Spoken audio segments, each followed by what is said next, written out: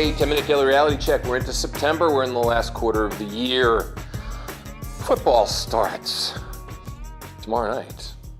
Wow. It's the game, the kickoff classic. Live from New York Times Square. We get to see Bruce Springsteen probably play other ones, and it's so much fun. And I don't know, Jay. I was thinking. There are two really ugly sisters. The ugliest twins you can ever imagine. They have deficiencies all over the place. They look like witches. Their bodies aren't even shaped like a human being because it changes all the time. Their face, their nose is hooked. They got warts coming out. They've got pimples. They give you a stomach ache. They're the ugly sisters. Yeah. One of them was named by their dad Anxiety. Their mom, when she was pregnant with the second sister, who came exactly 9 months later because Anxiety was not happy by herself. They had another daughter named Fear, or Anger. Same thing as fear, anger. Anxiety and anger, the ugly sisters. Oh, God. How do you feel when you're anxious? Nervous energy, elevated heart rate. Sometimes I sweat. Sometimes I get sick to my stomach. You know, it's funny. I get shaky through my body. Like I could feel my body just tremble inside when I'm anxious. I have trouble breathing. My breath feels like it's only going to my lungs. I've got a low-grade nausea that just won't go away. I burp like I just did now, even though I have had nothing to eat but spring water. I get tingly in my face. Time seems to just take forever. It drags. Like I almost wish I just spent an entire year anxious. Imagine if this whole year was anxious. It wouldn't be September, it'd be March. Horrible year, though. Right? Little joke, little humor there, right? I don't feel good. It's hard for me to be present. You know, I'll miss things around me. I'm more angry in my writing, more angry in my posts, which leads to the other sister, anger. When I'm full of anxiety, I tend to have no energy at all. I just want to lay down. And we all have it. So the best thing to do when you have anxiety is to take 5 deep breaths and blow them out. 1, 2, 3, 4, 5, and go, whoo, and just blow that anxiety out. Fuck you, anxiety, you're not going to be there. Another good thing is to write it out. When you're really, really anxious, write out exactly why you're anxious. What are you feeling? What are you feeling in that present moment? Why the anxiety? What is causing the anxiety? Because the anxiety will not go away until you look at it straight on, and you've got to look at anxiety as a good friend. I know you don't want to date the ugly twin, but anxiety is not a bad thing, it's a good thing. When anxiety comes on, you want to look at the anxiety and you want to say to yourself, hey, David, hey, Jay, why do I have this anxiety right now? And start writing. Write it all down, every bit of it. Vomit it out. That's what I do. Hell, I was full of anxiety when I woke up this morning, and I literally sat there and dictated it. Unfortunately, the iPhone comes into Ebonics, so the anxiety that came out looks like an Ebonic comedy routine now and not really what I was truly feeling. But anxiety is something we all have. When we suppress anxiety, we literally tell ourselves, it's okay, I'm going to give myself cancer. Because I believe anxiety is a disease, and it's a disease that can cause more diseases. Because if you think about all the physical ailments that you go through and when you stress your body out during anxiety, that can't be good for your body at all. And that's why anxiety's only twin or only sister or only best friend is anger. Anger. What do you do when you're angry? Yell, pound the table, slam doors. Okay. Physical stuff, right? Yeah. I write. I react first. Sorry, everybody I've ever reacted to, including all the people on the side of the road that I told them to go fuck themselves. I react. Somebody will write something to me, send me an email, send me a text, and the first thing that I will do is react. I learned that from my mother. I call it channeling my inner Helene. I will react. I will send a text, blah, and it will come flying out. And I might send text 2 and text 3, and then I'm done. That's not productive at all. Because I'm coming from a place of anger.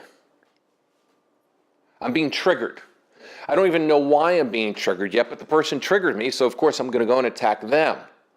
I'm sorry for everybody I've ever attacked in my lifetime. So what I've learned with anger is I take an anger time out because I look at anger sister and I go, fuck you, anger sister.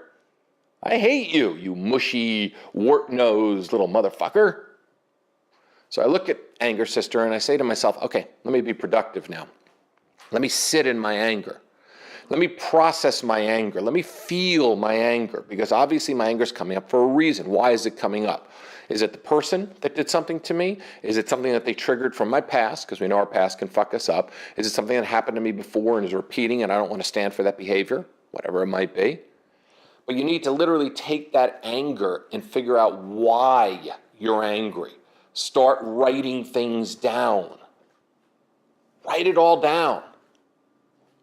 The more you write down, the more you can formulate why you're angry, the more you can figure it out. It might be something involved in a relationship that you're in right now, and you may not even know what it is, and then all of a sudden through the anger, you can figure out and go, yeah, that's it. I'm noticing this pattern in this person, and I'm really pissed off. Or it could be something from your past coming up that's not even has to do with the new person. The new person hasn't done a thing to you. Anger. Don't have a conversation with somebody when you're angry. Look at them and say, I need some time.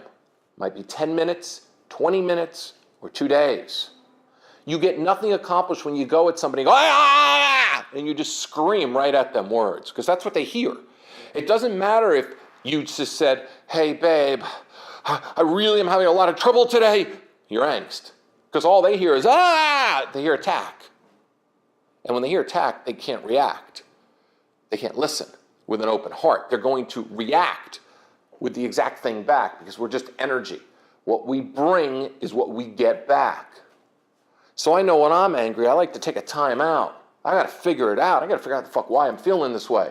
So I'll sit in it. Oh yeah, I hate those days. It could be a wasted Saturday, a wasted Friday, a wasted Tuesday, a wasted Monday. I don't get much accomplished, but I sit in my anger and I figure out why I'm feeling the way that I'm feeling. Why am I feeling this way? How am I feeling this way? What is it about this person? Is it something deeper? Because what happens is during the anger, when you start calming down, you actually start to listen to your mind more and your heart more, and you can figure out and get that aha moment. When I'm angry, I write. I dictate. I'll get up sometimes. I know when I'm angry and full of anxiety because the sisters are sleeping in bed next to me, I'm having the most emotionally fucked up three-way I've ever had in my entire life. I'll get up at 5:30 in the morning and I'll have the aha moment. And I'll dictate into my iPhone, and then I'll go back to sleep. Unfortunately, the iPhone comes into Ebonics, and I gotta then go and fucking decipher through what I exactly said at that moment, because some words are so off. But you don't accomplish anything when you come at somebody with anger. Use the anger to get clarity in where you're at in your relationship with that person, whether it's a lover, a friend, a brother, a mother, a father, a sister, a dog, a cat, a boss, a coworker. Reacting out of full anger at that moment will put the person on the defense, which means you don't have another chance until both of you have calmed down, and they may take a while to calm down. Then they might have anger inventory, and they might throw those words back at you and might not fully listen. The more you attack somebody, the less they're going to listen to you over a long term. And if you want a long-term relationship with somebody and you've attacked them 10, 15, 20 times, they start to shut down because that's what they expect.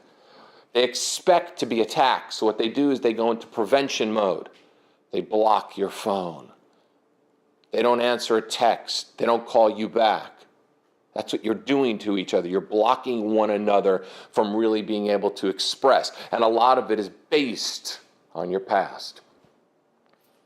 So the next time you're angry and pissed off, take a deep breath. Try not to send the text. Actually, just send this text. I'm a little pissed off right now. I need to figure out why. I love you. Let's talk when I've calmed down and I can process things. Otherwise, you're never going to get anywhere. Can God, when God invented the anger sisters, he knew exactly what he was doing. Anyway, that's the reality today. Anger and anxiety, the ugliest sisters on planet Earth. 10-minute daily reality check every single day. Say goodbye, Jay. Bye, all.